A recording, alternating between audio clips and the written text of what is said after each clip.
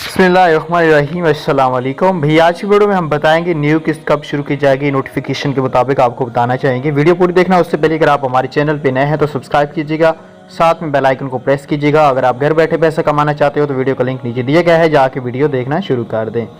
Benazir income support programme की जो new किस्त है वो 13,500 जारी की जाएगी, लेकिन वो 15 फरवरी के बाद न्यू किस्त स्टार्ट की जाएगी। जिन अज़ला में अभी तक भी पेमेंट स्टार्ट नहीं की गई वो इंतज़ार कर लें, इंशाल्लाह अगले महीने की 15 फरवरी तक किस्त दोबारा स्टार्ट की जाएगी। ये छोटी सी अपडेट्स हमारे पास आई थी, काफ़ी लोग पूछ रहे थे। और बच्चों की किस्त भी पेमेंट भी साथ होगी। बच्चों के क्वार्टर 3 शो किए जा रहे हैं, 2 की पेमेंट लगी है, तीसरी की अभी तक नहीं लगी।